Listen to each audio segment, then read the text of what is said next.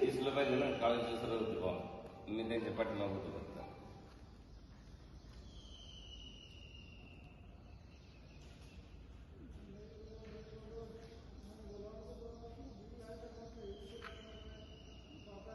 युरियाची bag घ्या.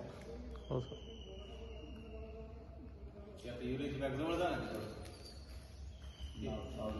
Bag दिसलं पाहिजे. बॅगवर जा ना. बॅगवर जा. पलीकडचे बाळा.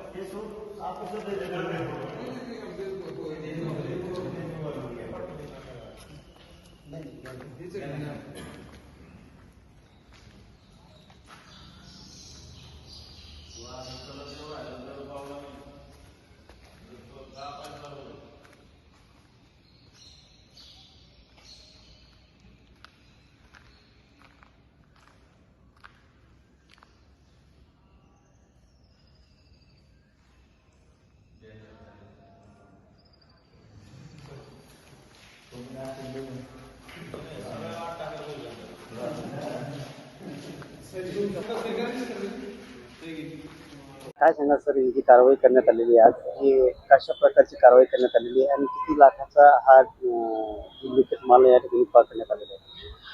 आज जिल्हा भरारी पथकास आपणास गोपनीय माहिती मिळाली होती. त्या अनुषंगाने जिल्हा भरारी पथक मध्ये कार्यरत असणारे अधिकारी कर्मचारी यांना घेऊन आपण करोडी भागातील वंजारवाडी शिवारात एका बोगस कारखान्यावर आपण छापेमारी केली. त्या कारखान्यामध्ये नामवंत कंपनीचे जे ग्रेड येत होते ते वेगवेगळ्या ग्रेडमध्ये रिपॅकिंग करून विकत होते आणि जो अनुदानित युरिया शेतकऱ्यांसाठी उपलब्ध होता तो युरिया ते टेक्निकल ग्रेडच्या इंडस्ट्रियल यूजसाठी यूज करत होते, पॅकिंग करून यूज करत होते.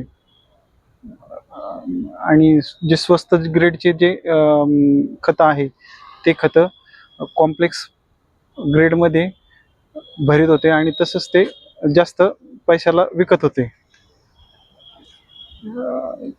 यात आपण सचिन निरफळ यास आणि इतर 3 जणे, एक नांदेडचे थोडंसं मला सचिन निरफळ यासहित आपण बालाजी फॉस्फेट लिमिटेड तसेच व्यंकटेश कृषी सेवा केंद्र नांदेड आणि जे ट्रान्सपोर्टचे जे आहेत त्यांच्यावर आपण इसेन्शियल कमोडिटी ॲक्ट तसेच फर्टिलायझर कंट्रोल ऑर्डर आणि BIS या कायद्याअंतर्गत आपण त्यांच्यावर गुन्हा दाखल केलेला आहे. शेतकऱ्यांना काही संशयित आढळल्यास किंवा काही बोगस खतं पाहण्यात आल्यास त्यांनी कृषी विभागाशी संपर्क करावा आणि शेतकऱ्यांनी सुद्धा बिगर बिलाचे किंवा अधिकृत विक्रेत्यांकडूनच खत खरेदी करावे असे आवाहन कृषी विभागामार्फत करण्यात येत आहे. किती लाखाचा माल होता? जवळपास हा 26,67,000चा माल होता.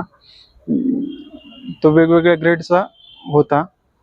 त्याच्यामध्ये SSP, युरिया तसेच बोगस दाणेदार इतर खते होते. कशा प्रकारे बनवला जातो सर हा? सर हा जो SSP ग्रेडचा जो खते यायचे ते कॉम्प्लेक्सच्या बॅगमध्ये भरायचे आणि ते सील करून ते विकायचे.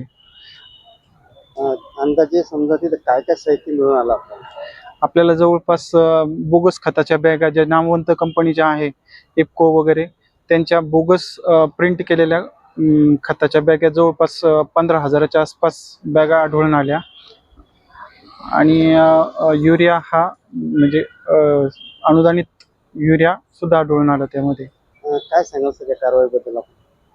ही आतापर्यंतची आपल्या जिल्ह्यातील सर्वात मोठी कारवाई असून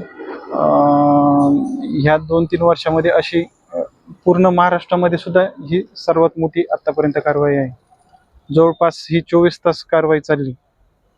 काय नाव सर? मी ताजने पंकज, मोहीम अधिकारी तथा अध्यक्ष जिल्हा भरारी पथक कृषी विभाग.